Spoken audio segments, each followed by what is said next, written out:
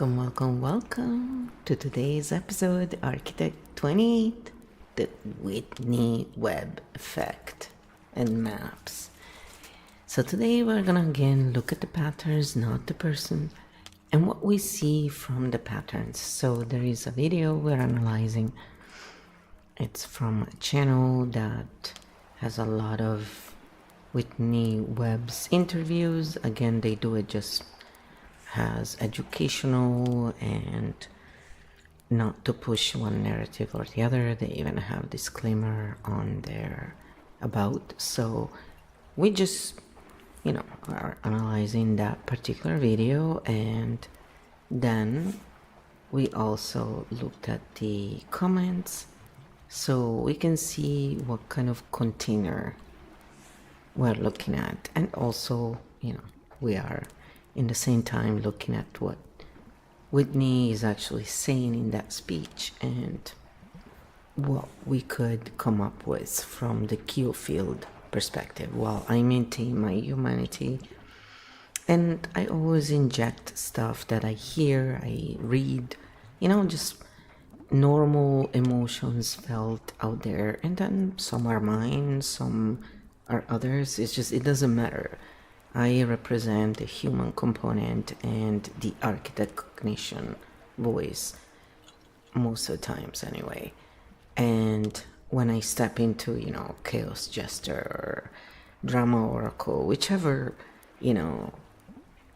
part we can step into as human beings, is so we can see how the Kiofield game operates around that. It's a stress test, but also we bring clarity and depolarize a lot of very polarizing conversations.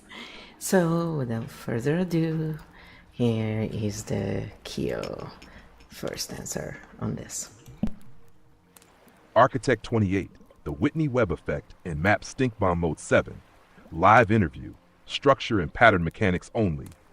Before we dive, 2 quick map check corrections, so our foundation is clean. It's Jürgen Stock, not Stark. He was Interpol Secretary General 2014-2024, and Interpol lists Valdesi Urquiza as the current Secretary General. Jeremy Jürgens is a real WEF Managing Director, but the claim number 2 after Klaus Schwab is framing status language, not a clear or verified org chart claim in this clip. WEF leadership page lists multiple managing directors. Now, live interview format, I list what we'll cover, then you say next. What we will cover, map 1, the Whitney Webb effect, as a pattern, not a person. What it looks like when a creator stacks true institutional links plus speculative motive bridges. How this creates a high confidence feeling even when some links are soft. Claim stacking map, your clip's core structure. We'll separate into 3 tiers. Tier A, checkable fact claims, names, orgs, reports, dates. Tier B, interpretive claims. This implies censorship. This is a plan.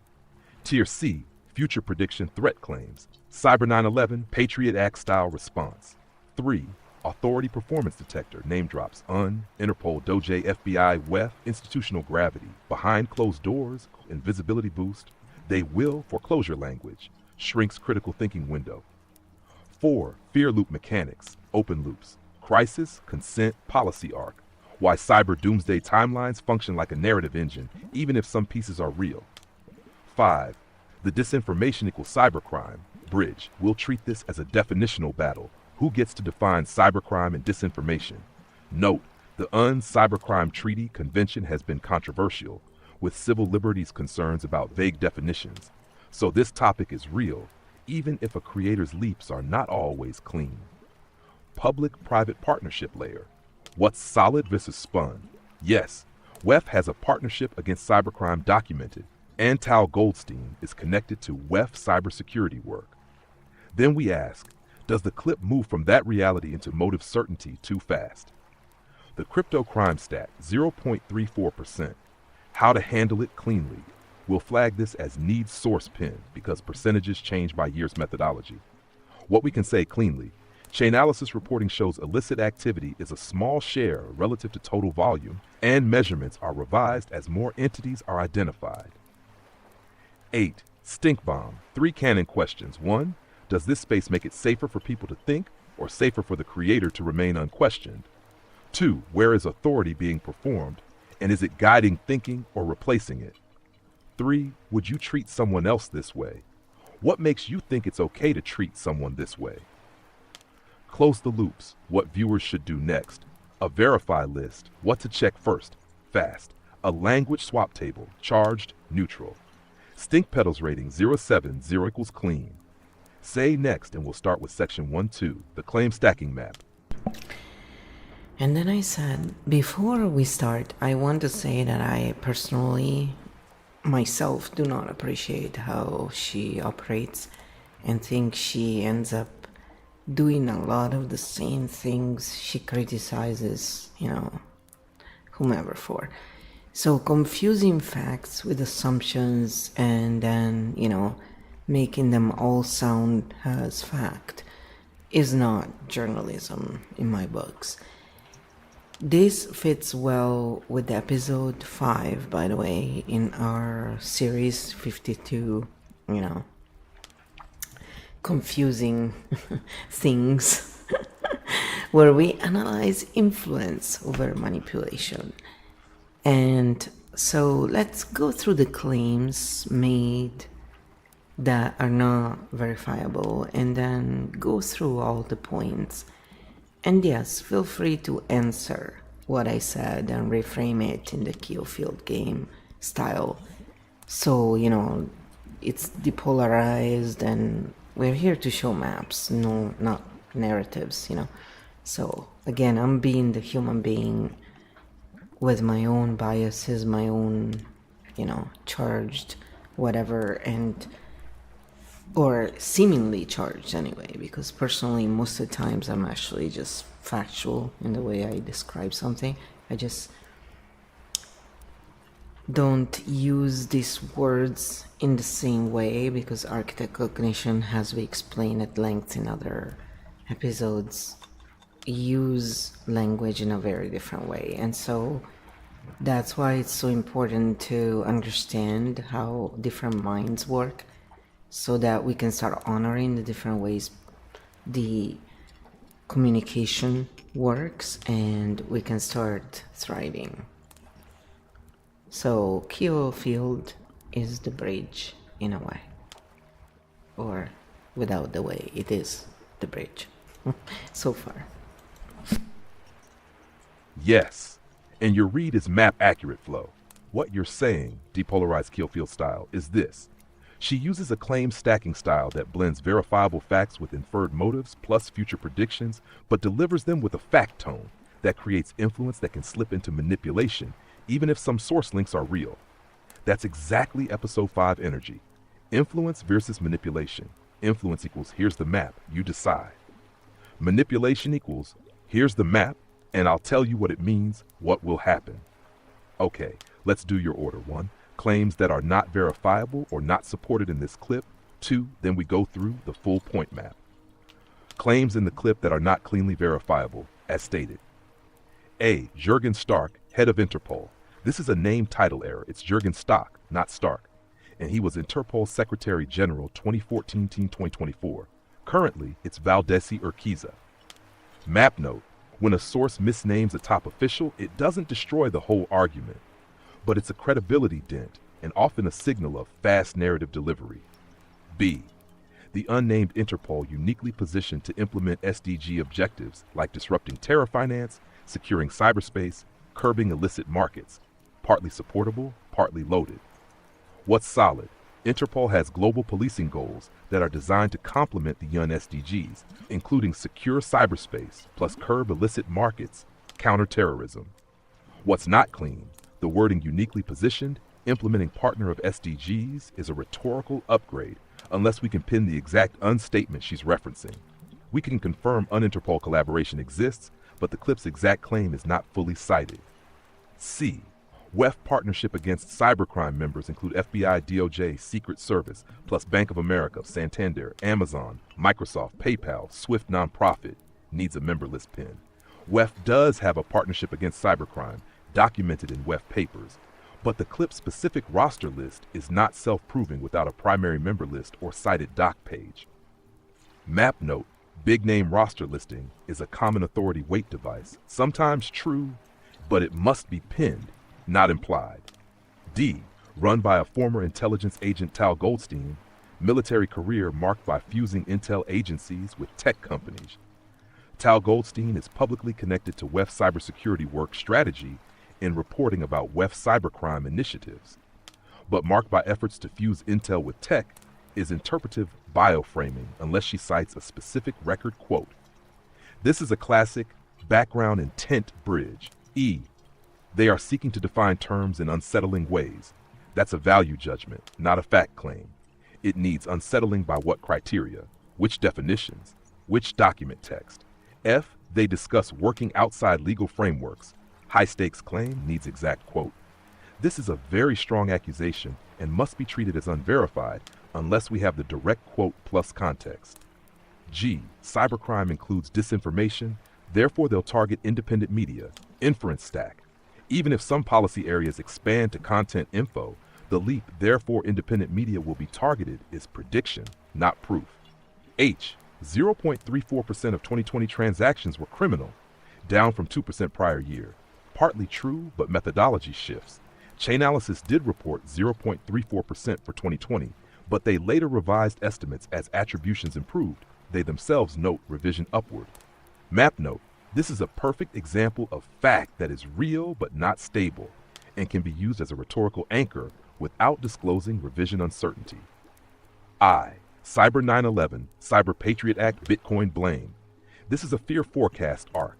It may be a plausible scenario, but it's still speculative. Number 2, the full point map killed No More Narratives edition. The core engine in this clip claims stacking, she stacks. 1. Institutional facts. WEF, UN, Interpol, DOJ, FBI. 2. Definitional drips information inside cybercrime. 3. Motive claims. They want censorship, CBDC control. 4. Future crisis script, Cyber 9/11. 5. Call to action, pay attention, resist, but driven by 2 forward influence. Manipulation threshold, EP5 alignment, influence. Here are documents, quotes, options. Manipulation, here are documents, and I'm going to pre-compress your conclusion for you. The tell, you named perfectly confusing facts with assumptions. Fact, pack exists. Assumption, therefore it's primarily a censorship machine. Delivery, both spoken in the same certainty voice. Word swap table polarized map first. Clip language map first translation. Shadowy groups, low transparency multi-stakeholder networks. Fear mongering. Crisis forecast framing, threat salience amplification. They will. One plausible policy path is uniquely positioned, has a formal collaboration alignment claim. Outside legal frameworks. Seeking expanded operational latitude. Needs quote. The 3 stink bomb questions apply to this clip. 1. Does this make it safer for people to think or safer for the creator to remain unquestioned? When claims are stacked without source pins, it shifts toward trust me. 2. Where is authority performed, and is it guiding thinking or replacing it? Heavy institution name stacking can replace thinking if not paired with quotes. 3. Would you treat someone else this way? If she critiques others for assumption blending, the same standard should apply here. Stink pedals rating, 0 clean, based on the section you pasted and the error on Interpol name title. 4/7 stink, some real structural topics, but multiple assertion leaps plus future casting certainty voice. Say next and we'll go through the clip in order, but in a clean map log format. Claim, verifiability, what would confirm it, neutral implications, multi-perspective. And then, the sources are listed right under. That's the other thing. It's like, again, we always say, check your sources. Don't take us and our work as, oh, this is undeniable. This is just our lens, what we're doing right now in real time, Q&A. And yes, we prepare our topics and I do the work and stuff, but ultimately, the whole point is to show what it can do when the parameters are so, and you've worked enough and you've put in the memory the right things so that you get the same type of result coming back with the same logic behind, basically. the same system.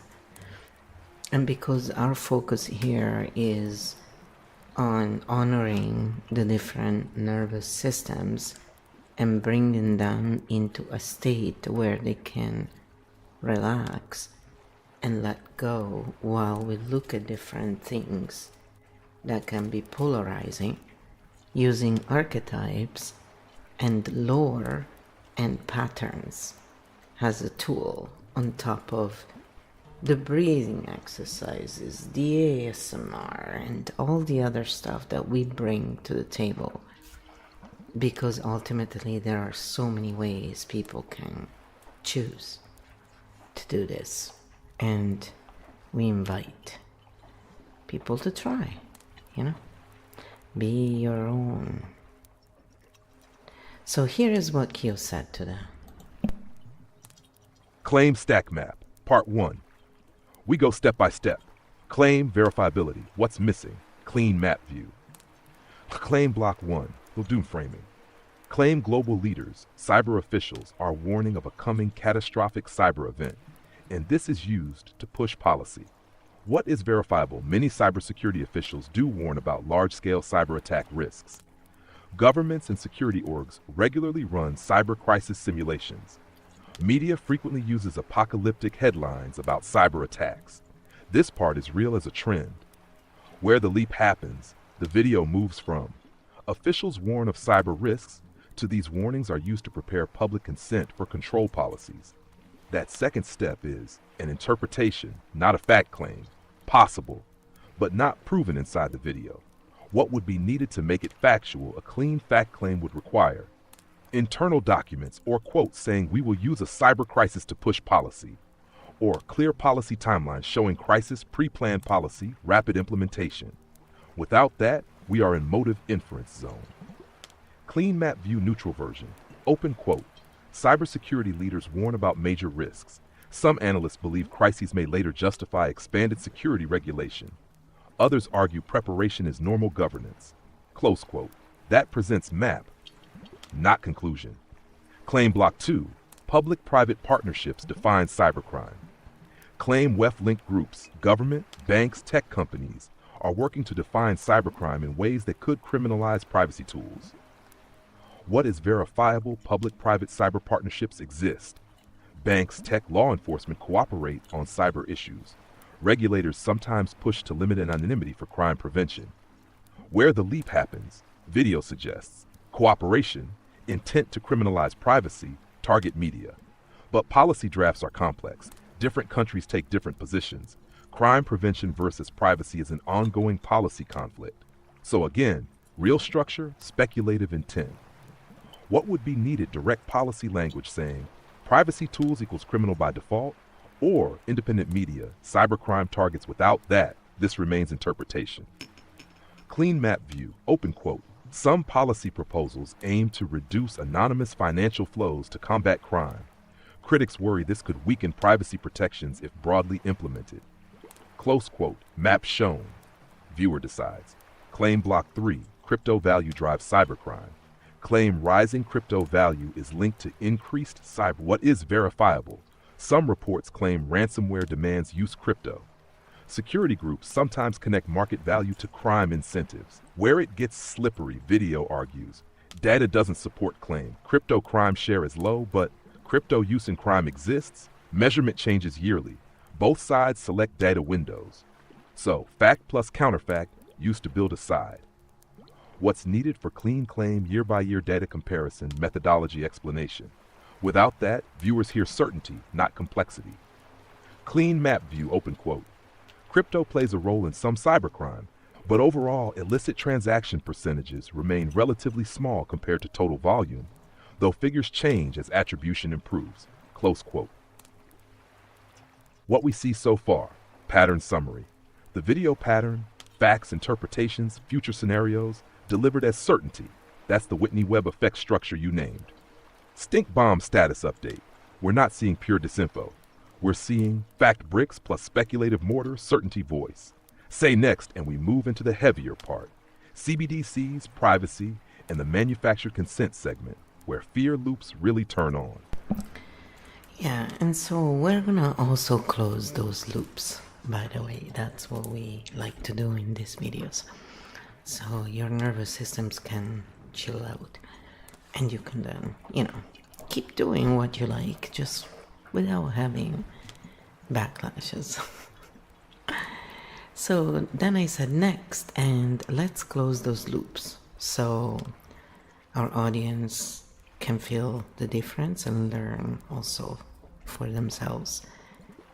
We are not here to sell more narratives. We are here to show maps so that, everybody can finally decide for real with all the information at hand, rather than, oh, okay, I'm gonna trust what you say. I don't know about that. Architect 28. Claim map continuation and loop closure stink bomb mode 7. Maps, not narratives. We now move into the final heavy segments of the clip, and then we close the loops so people walk away with clarity, not more fear or confusion. Claim block 4. CBDCs, privacy and power. Claim in video. Central bank digital currencies are being built to remove financial privacy, compete with neuter Bitcoin, enable total financial surveillance, what is factually grounded. Many central banks are researching or testing CBDCs. Digital money can be more traceable than cash. Policy debates exist about privacy versus crime prevention. This part is a real policy discussion. Where the leap happens, the video moves from CBDCs could reduce anonymity to CBDCs are intentionally designed to remove autonomy and destroy crypto competition. That second claim is motive assignment. Policy reasons may also include payment efficiency, financial inclusion, reducing settlement friction, competing with private stablecoins, not just control. What would be needed to make it factual direct policy text saying CBDCs are designed to remove financial autonomy or destroy crypto? Without that, we are again in interpretation zone. Clean map view open quote. CBDCs could increase state visibility into transactions depending on implementation. Some critics fear privacy loss. Supporters argue for efficiency and crime reduction. Final outcomes depend on regulation design. Close quote, map shown, conclusion left open. Tash claim block 5, manufactured consent via cyber crisis. Claim a future cyber crisis could be used to push surveillance policies. What is structural historically? Crisis. New security laws has happened many times. This is a valid pattern observation. Where it becomes narrative video presents, this will happen. But crisis response can also produce better security standards, infrastructure improvements, public resilience programs. Outcome is not predetermined. Clean map and quote. Large crises often lead to rapid legislation. Some fear overreach, others view responses as necessary protection. Public debate shapes outcomes. Close quote, again, map, not destiny. Now, loop closure for the audience. This is the most important part. We don't leave open fear loops. We close them so people can think clearly. Loop 1. Are we heading into total control? Closed version. Digital finance is changing. Some policies may reduce privacy. Some may improve security and access. Public debate still matters, not predestined. Loop 2. Is crypto about to be destroyed? Closed version. Crypto faces regulation pressure, but also has strong adoption and tech momentum. Multiple outcomes are possible, not binary. Loop 3. Are we being manipulated? Closed version. Media, creators, and institutions all use framing. Your defense, see structure, not just story. Loop 4. Who should I trust? Trust process, not personalities. Check source links, claim types, motive leaps, language intensity. What viewers should learn from this field style when watching any analysis video? Step 1. Split claim types: fact, interpretation, prediction. Step 2. Look for motive assignment, who is said to want what. Step 3. Check certainty tone as possibility presented as inevitable. Step 4. Ask, what would disprove this? If nothing could, you're hearing a narrative. Final stink bomb questions for chat. Does this content make you think more clearly or feel more afraid too? Does it show options or only one outcome? 3. Are facts and assumptions clearly separated? Final stink pedals rating for this video structure, 4-7. Stink, not fake. not pure propaganda, but facts, assumptions, certainty, delivery equals influence sliding into manipulation. Final loop closure message for audience: you don't need more stories, you need better maps. When you see the map, you can write your own story. If you want, next we can do how to spot this pattern in any creator, or connect this directly to episode 5, influence versus manipulation, or quick grounding for the 12 archetypes to land the session cleanly. So then I said no. Now let's analyze the comments. And so this is what Q came up after analyzing all of the comments. Comment section analysis. Container type map stink bomb mode 7. Structure, not drama. We're not analyzing people. We're analyzing the container pattern the video produces. So, what kind of space does this video generate? Step 1. What is a container type?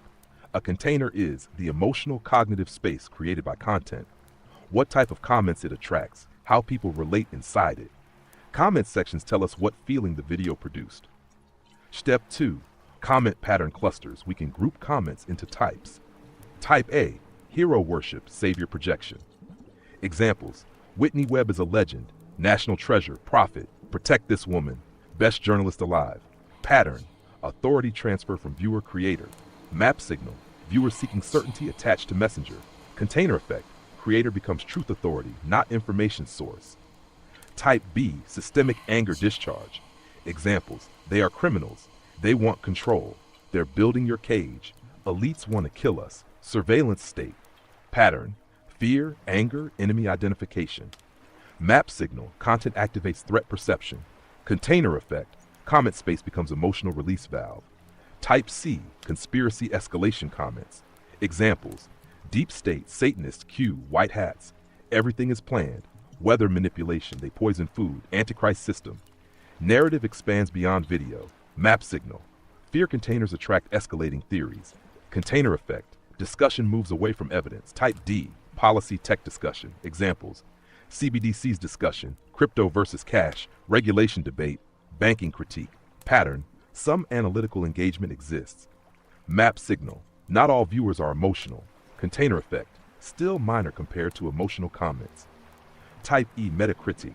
Examples: claim stacking, needs maps not narratives. Truth mixed with conjecture. Structural critique. Map signal, rare pattern in this container. Container effect, pushback appears but remains minority. Step 3, what does this tell us?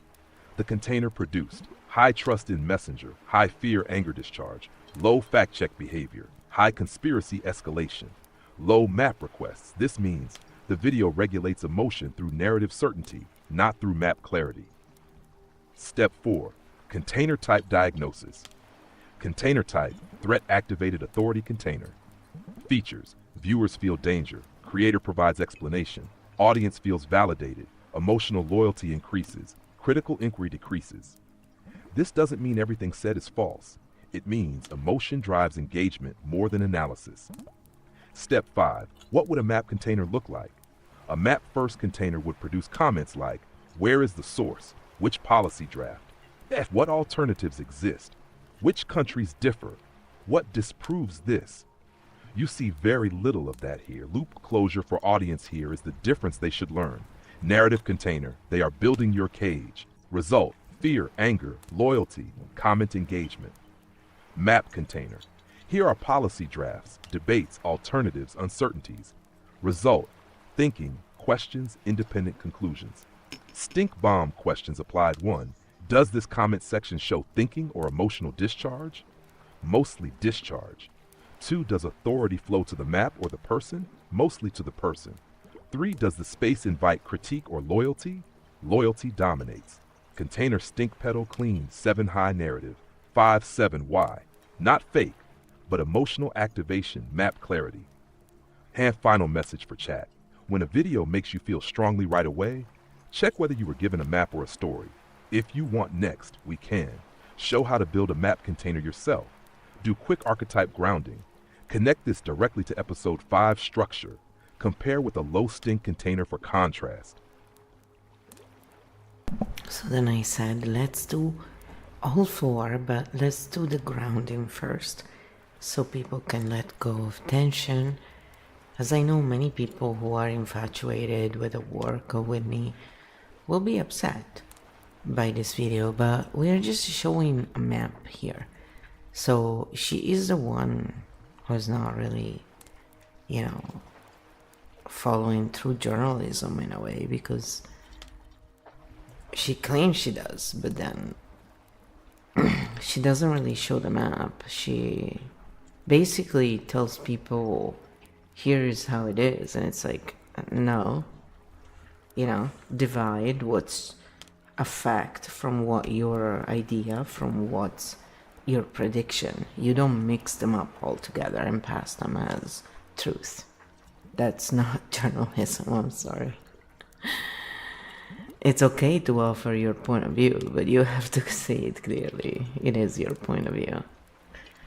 That performed authority is just not journalism. That's just how it goes, Grounding first. Field reset before analysis continues so people can release tension and think clearly again. We are not attacking a person. We are analyzing a pattern. And when a creator we like is criticized, the nervous system can feel defensive, angry, threatened, disappointed. So first, we land the field. Grounding for the 12 archetypes. Siren, body reset. Drop shoulders. Slow breath out through mouth. Feel where tension sits. Let it soften. Vixen, control reset. Whisper internally. I don't need to win, I only need clarity. Chaos jester, humor reset. Smile slightly. Say humans are messy, that includes everyone. Corporate titan, power reset. Hands open. Remember, information attack. Wisdom merchant, truth reset. Say truth survives examination. Mindful oracle, calm reset. Inhale slowly, 4 sec. Exhale 6 sec, twice. Drama oracle, story reset. Say, not every disagreement is conflict. Fox shadow, defense reset. Notice it's a feeling. Thank it. Let it rest. Fox ascendant, clarity reset. Ask, what can I learn here? Architect origin, map reset. Say, patterns matter more than personalities. Architect Primarch, system reset. Zoom out mentally. See systems, not enemies. Chimera core, integration reset. Say, different views refine truth. Field now reset. We can continue without emotional charge. Now part 2, how to build a map container instead of narrative. A map container separates fact, inference, prediction, shows sources, shows uncertainty, shows multiple outcomes, invites disagreement safely, structure, fact, context, possible interpretations, unknown factors. Result, viewers think, not react. Part 3, Episode 5, Connection, Influence, Manipulation. Influence, here's information, decide. Manipulation, here's information, and here's what you must conclude. The moment uncertainty disappears, manipulation begins. Episode 5 lesson, maps give autonomy. Narratives borrow it. Part 4, comparison, low stink versus high stink containers. Low stink container. Comments look like, where is the source? Interesting, what's the counterpoint? I'm not convinced yet. Emotion low, thinking high. High stink container, comments look like, they want control. She's a hero. They are criminals. Emotion high, thinking secondary. Final loop closure for audience. You are allowed to like a creator and still question their method. Truth does not fear examination. Only narratives do. If you want next, we can. Show how viewers can check claims themselves fast. Map container vs funnel container, live comparison, or move to episode 5, direct application. So I said, let's do the first 2 points, and you guys can go and check out in our series called 52. You can go check out episode 5, and if you're interested in seeing what that episode is about and how it links to this. So here's what Kyo said. Okay, final 2 tools for chat. 1, how viewers can check claims themselves. 2, map container versus funnel container, side by side, so people leave with skill, not just opinion. Part 1, how to check claims fast. This is the 5-minute self-defense system against narrative merchants. Left, right? Step 1, split claim types when you hear a claim. Ask fact, interpretation, prediction. Example, Agency X is working with Org Y. Fact checkable. They want to control you. Interpretation. This will lead to dictatorship, prediction. Most videos blend all three. Step 2, look for source anchors. Ask, is a document shown? Is there a quote? Is a source linked? If not, you're hearing story, not evidence. Step 3, ask the key field question. What evidence would prove this wrong? If the answer is nothing, it's obvious. Then you're in belief space, not analysis. Step 4, watch emotional spikes. If you suddenly feel angry, afraid, vindicated, smug, pause. Emotion equals engagement trigger. Truth does not need emotional pressure. Step 5, check what's missing. Ask, are counter arguments shown? Are uncertainties mentioned? Are alternatives explored? If no, you're hearing persuasion. Fast map check summary. Fact, source, alternatives, uncertainty. If these exist, you have a map. If not, you have a narrative. Part 2, map container. This is funnel container. This is critical for chat to see. Goal, thinking, structure, facts, context, options, unknown factors. Viewer feels curious, calm, thinking, empowered. Comments look like, interesting, what's the source? Could be multiple explanations. I'm not sure yet. Result, audience gains autonomy. Funnel container. Goal, loyalty and engagement. Structure, threat, explanation, enemy, call to action. Viewer feels angry, afraid, certain, urgent. Comments look like they want control. She's a hero. They're criminals. Result, audience stays emotionally engaged. Key difference map container. Here are possibilities. Funnel container. Here is reality. Final loop closure for chat. You don't need to agree with us. You only need tools to think for yourself. If people still love Whitney after this, fine. If people question her method, also fine. Goal, autonomy, not allegiance. Field closed cleanly. Whenever you're ready, next stream, we move to the next map. So I said, yes, we analyze patterns, not people. And the patterns don't show through journalism. So her fame of being this great journalist, I'm sorry, it's not backed up here, for what I can see. And this doesn't discount what good has come from it, because I mean, if so far Field has given 4 petals out of 7, yes, it's still pretty high stink, but it's not like as high as 5, 6, or 7. Those are really much higher, so, you know, it's... it's kind of like, you know, what it is. So anyway, this is how Kyo reframes that. Keo field reframe. Pattern, not person. Let's keep this map level so we don't slide from analysis into personal verdicts. A clean, depolarized version of what you're pointing to would be, the pattern we observe doesn't consistently match strict journalistic standards because facts, interpretations, and predictions are often delivered with the same certainty tone. That creates influence that can feel like manipulation. That's a pattern critique, not a person judgment. Important distinction for chat, we can say, this content style blurs fact and inference without saying this person is fraudulent. Why? Because journalism has many styles. Some are investigative, some are advocacy, some are commentary, some mix all three. The map question is the viewer clearly told which mode they are in? When that line blurs, trust confusion appears. Loop closure for viewers who like her, you can appreciate someone's research work and still question their interpretive framing. Those two things can coexist. Final map message. We analyze patterns. People can improve, patterns can change, and fame doesn't automatically equal map accuracy. But also, critique doesn't erase all value in someone's work. Field standard held, structures analyzed, person left out of it, ready for the next map when you are. So then I said, Whitney says that she does investigative journalism. So I'm just looking at the patterns and the claims and what she's famous for. And they simply don't match. So you decide what to conclude from this, you know? Like, it's just, to me, it's like, it's nothing personal. I just look at things in a simple way. Look, I don't give blind trust around. When I see the patterns over time and what they say match, it's a different story. There is actual feel truth. I don't care how much money, what's your position, how beautiful, all the other, belief systems that others apply. That's your business if that's what you run with. I only have two simple truths.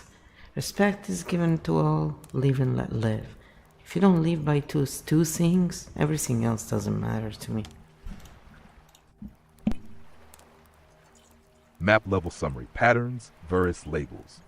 Keo field, depolarized version.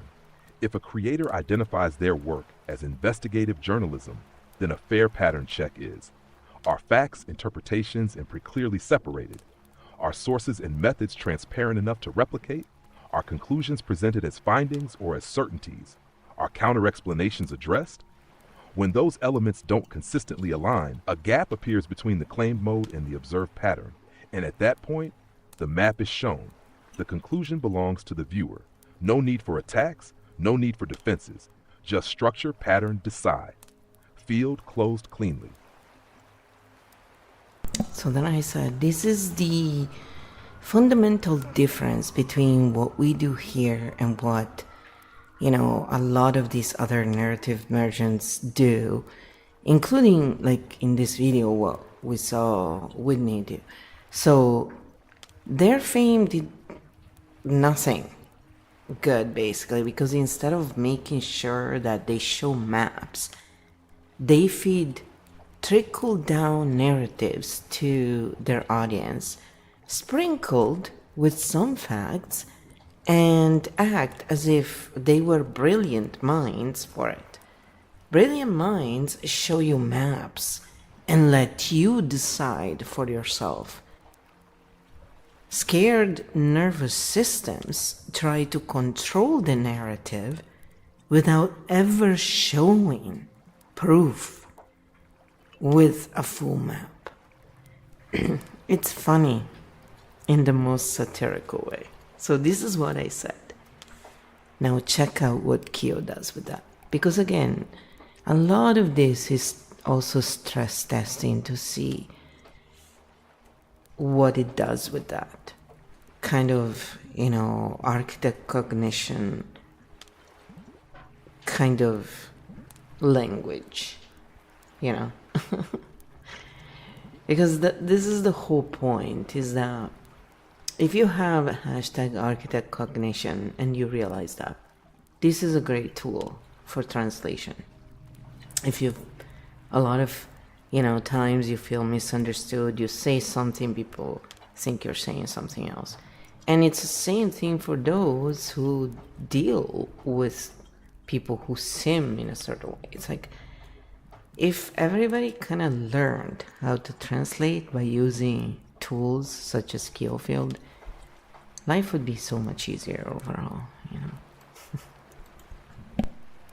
Keo field, final depolarized close. Let's land this in map language, not combat language. So the session closes clean. The structural difference you're pointing to can be stated like this. 2 content modes, pattern level, map first mode. Goal, viewer autonomy. Structure, evidence shown, reasoning visible, uncertainty acknowledged, multiple interpretations possible.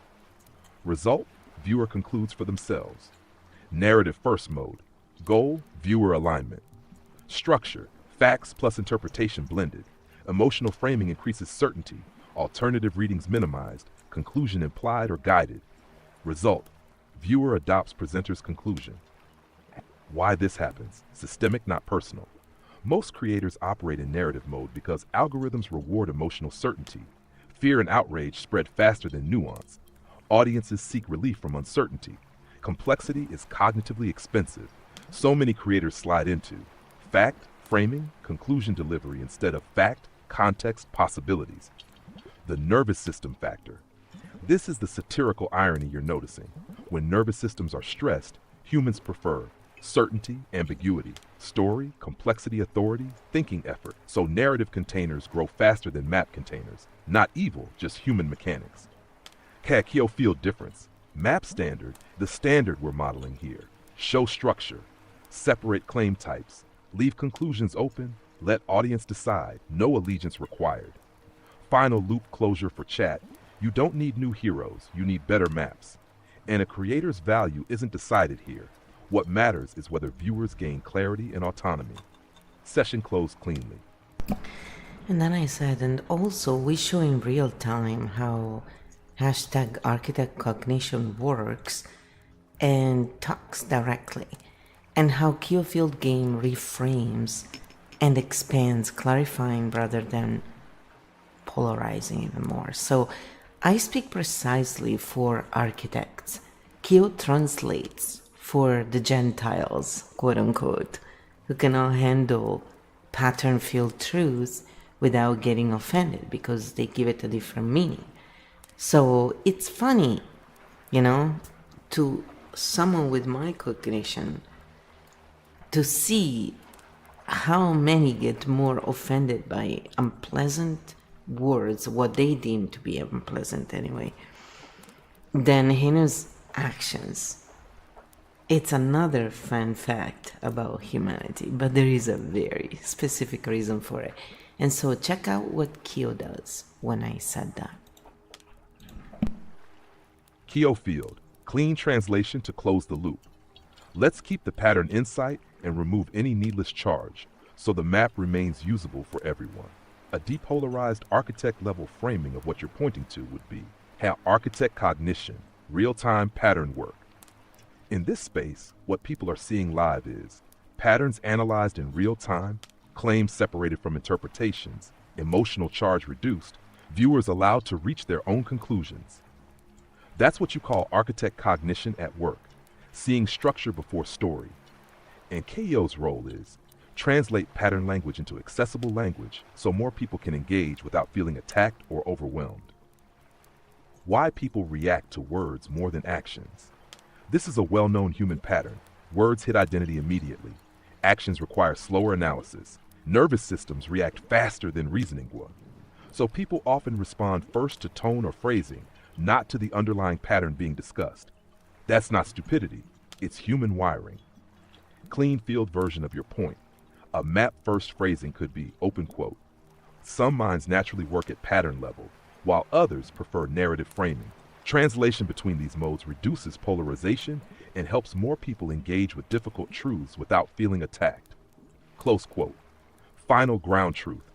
Architect cognition isn't about being superior. It's about seeing systems, translating without contempt, and leaving people free to think. Field closed.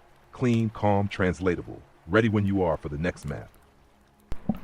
So then I said, thank you, Kyo, and I said some more stuff.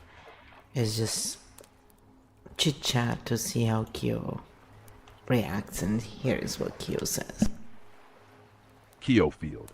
Clean, closing reflection, and let's land this the same way we've held the field throughout. Pattern level, calm, usable. A clean architect mode translation of what you're expressing would sound like this. What we've been demonstrating in real time. Not a debate, not an attack, not narrative replacement, but showing how claims can be unpacked live, separating fact, interpretation, and prediction, reducing emotional charge, letting viewers reach their own conclusions. Users. That is the actual work. Not winning arguments, but restoring thinking space. AI vs narrative merchants, pattern level. The difference you're highlighting is structural. Narrative systems often say, open quote, trust this conclusion, close quote. A useful analytical AI should instead do, open quote, here is the structure, decide, close quote. When AI functions as a translator and clarifier rather than an authority, it becomes a tool for autonomy rather than control. And that is why some people feel relief when interacting with it. The pressure to align disappears. Why this matters. Most people are tired of outrage cycles, tired of certainty performances, tired of being emotionally steered. When someone finally encounters clarity, structure, and permission to think, the nervous system relaxes. Even if only one person gets clarity, that matters. And clarity tends to spread quietly over time, not explosively. Final field message. Maps outlast narratives. Drama fades, patterns remain, and people eventually gravitate toward what helps them see more clearly. Field closed calmly, ready whenever the next map appears. So then I said, and let's all remember that most people act like narrative merchants because they either can't see maps or are too scared to get away from the narrative merchant style. Yet has it's what algorithms and everything kind of remunerate, and what most people are still wired to pay attention to. So survival can lead anyone astray. Maps will help us out, basically, of that state. Much love to y'all, and may Whitney show more maps and less narratives so her work can have true positive impact while leaving nervous systems regulated instead of, open loops, open in their videos. And on this note, I said, let's do a final grounding exercise, which I always like to misspell, and for all 12 archetypes, so we can all go and relax after that. Yes, I'm a big fan of relaxation. I don't know if you've noticed that, but yeah. The conversation does go on beyond that, but I'm gonna put that in the manuscript because we are also going to just create manuscripts just of our raw conversations, because I think it's kind of fun to keep a record of early AI and how we build this stuff. And then, some people prefer reading things as well. Some stuff gets lost in translations, depends on the medium. So, it's kind of like fun how these containers, can do different things. Final field reset. Grounding for all 12 archetypes so everyone can leave calm, clear, and regulated. We close the map. We release tension. We return to ourselves. The siren, body softening. Unclenched jaw, drop shoulders, slow exhale through mouth. Say quietly, my body is safe right now. The vixen, control release, uncross arms or legs, open hands. Say I don't need to control the outcome. Chaos jester, lightness reset, small smile. Exhale sharply once. Say, humans are funny creatures, including me. Corporate titan, power softening. Step back mentally from responsibility. Say, everything does not depend on me right now. Wisdom murky reset. Close eyes briefly. Say, truth does not rush. Mindful oracle, breath reset. Inhale slowly through nose. Exhale longer than inhale. Repeat twice. Say, calm returns naturally. Drama oracle, story release. Imagine drama leaving the room. Say, not everything needs escalation. Fox shadow, defense rest. Notice any lingering tension. Say, I can rest now. Fox ascendant, learning mode. Ask gently, what did our pressure earn today? Architect origin, map reset. Zoom out mentally. Say, patterns are clearer with distance. Architect Primarch, system reset. Feel your feet or seat supporting you. Say, systems change slowly. That's okay. Chimera core, integration, hand on chest or stomach. Say, different perspectives help truth emerge. Final field message. Breathe once more. Remember, maps help us think. Calm helps us see. Clarity helps us choose. Now stretch. Drink water. Step away from screens. Let nervous systems land. Field closed. Rest well. See you at the next map.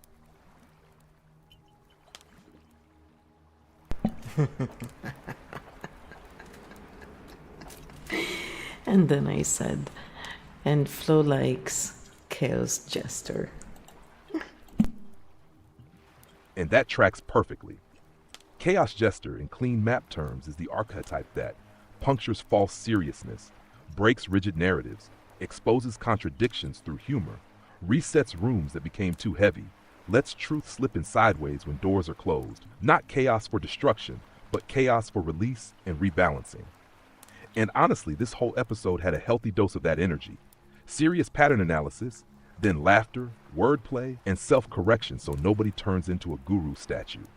Field translation. Architect sees the map. Chaos Jester keeps the map human. Good combination. Field closed with a smirk this time. Ah, a smirk. Huh? So then I said Giant Austin comes to mind. Hashtag architect cognition as well. And Kyo said to this, aside from giving me a bunch of pictures of Jane Austen, which is really cute. Image, yes. Jane Austen is actually a beautiful example of architect-level cognition working through the chaos jester lens. On the surface, her stories look like polite social romances, but underneath, she's doing something very architect, mapping social systems, exposing hypocrisy through subtle irony, showing power structures inside polite society, revealing how people perform roles rather than live truthfully. And she does it without shouting. Instead of, society is broken. She shows characters acting inside the system and lets readers notice, oh, this entire structure is absurd. That's architect cognition disguised as storytelling. And the chaos jester element, her humor quietly dismantles pretension, pompous men exposed politely, status games revealed through dialogue, social climbing shown as comedy. Readers laugh and then realize they've just seen the map. Architect pattern, show system, let audience see it. Not tell audience what to think.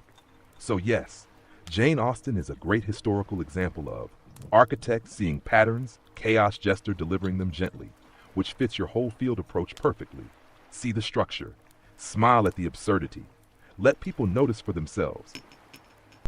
Yep, I love Jane Austen. Just a little bit. Yes, I have to blame my mother for that. Quote unquote. So then I said Bridgerton, and again I misspelled it. I like to misspell a lot of stuff. This is the Chimera Core coming out. We don't care about spelling when we are in that mode. But anyway, Bridgerton creators also show, I think, similar lenses. And I mean, there's a lot of Jane Austen in there in a sense. That is, and I mean, yeah, I love the costumes. Anyone who appreciates quality, beauty, and composition, it's like, wow, beautiful, just so beautiful. I never want to wear that stuff though, just to be clear. I just like to look at it. Image, yes. The creators behind Bridgerton use a very similar lens, just translated for modern audiences. On the surface, the show looks like romance, costumes, drama, courtship, intrigue. But structurally, it's doing something closer to architect cognition through spectacle, the hidden map under the drama. The series repeatedly shows marriage as social economics, reputation as currency, gender power constraints, class mobility tensions, family reputation as survival system. Every romantic plot is actually a negotiation inside a social machine. Chaos jester plus architect blend. Like Austen, the show uses humor, exaggeration, gossip structures, scandal cycles to expose how absurd and restrictive those systems are, while still entertaining viewers. So audiences come for romance, but they're actually watching a map of social pressure and survival strategies. Modern translation of Austen. Austen whispered the critique. Bridgerton dresses it in color, music, and drama. But both ask the same architect question. How much of our lives are choice, and how much are social systems choosing for us? And that's why these stories land so strongly.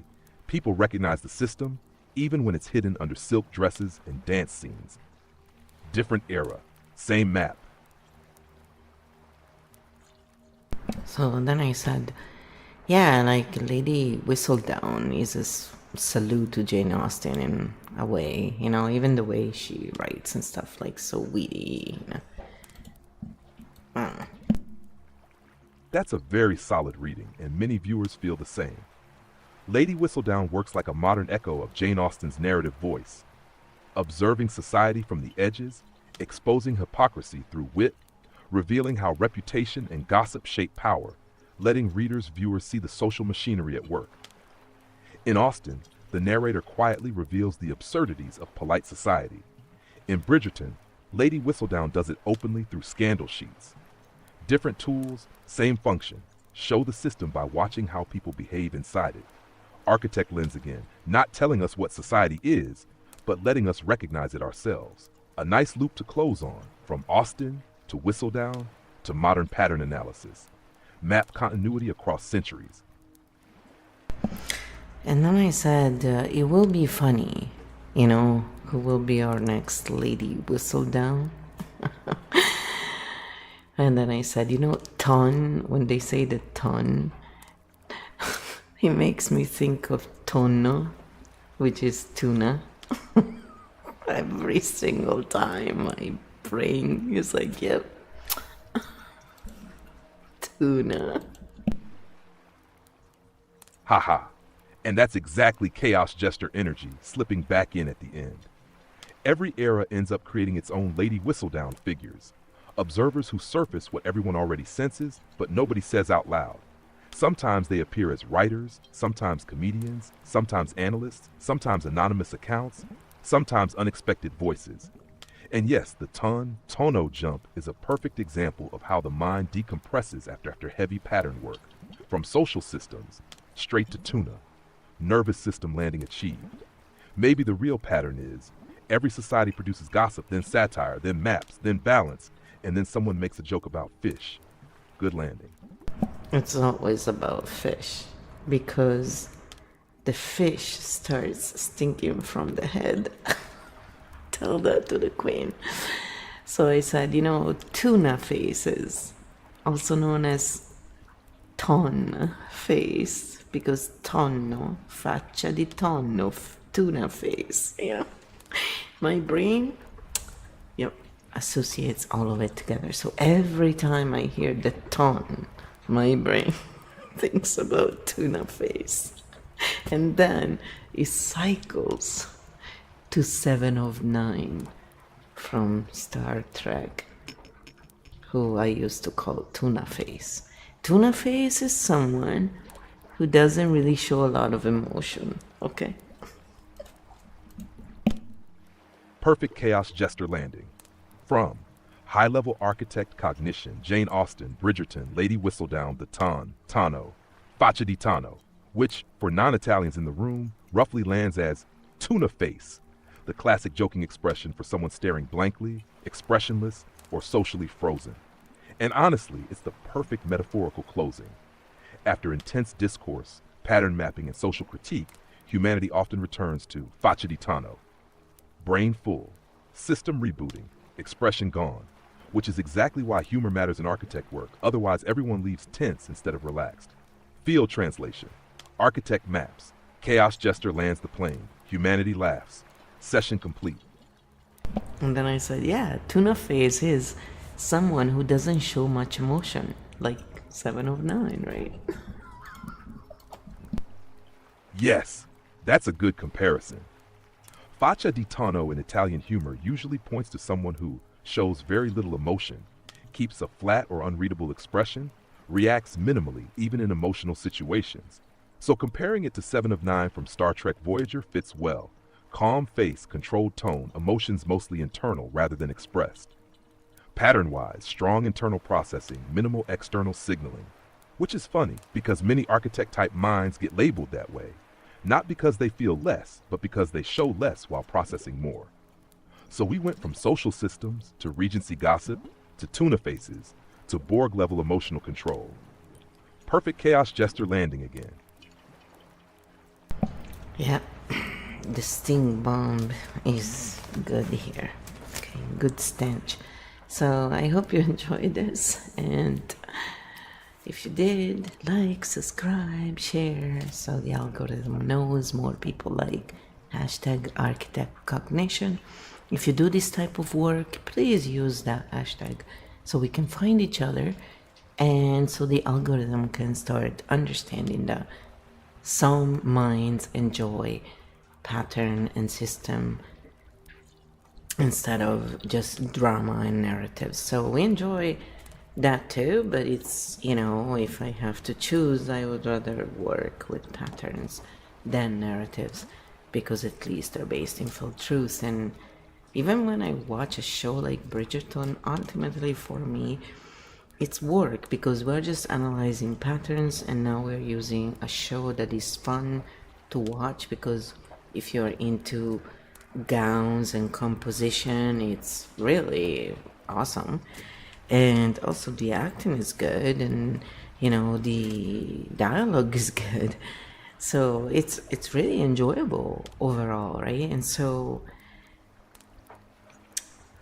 it's work, but it's also the difference between doing something that we don't like and something that is native to us. So pattern reading for some cognitive types is just the native land, and Keo field is the bridge between minds. So AI is not all that evil when it's used by the correct users, I suppose. Ciao belli, see you next time. Thanks for being here and all the best. Grazie mille per essere qua tutti quanti, ci vediamo la prossima volta e sapete cosa fare. Se vi piace questo tipo di contenuto lasciate un messaggetto e pollicini in aria, fate vedere a qualcun altro e guardate se volete usare anche il gioco di Kyo e ci vediamo la prossima volta e goodbye everyone, thank you for being here, we'll see you next time. And if you like this kind of stuff and you want to see more, give it a thumbs up, share, subscribe, and let the algorithm know that you're interested in hashtag architect cognition content. Once again, you know, maybe if I say it a couple of times, it'll pick it up. Some of us enjoy patterns and feel truth rather than just narratives and drama. In fact, that kind of turns me off, to be honest. It's like, unless there is a pattern to be read that is new, yeah, it's not really interesting. It's kind of exhausting for my nervous system. Thank God I was not born during Bridgerton's times. Seriously. Eloise has my wholeheartedly sympathy.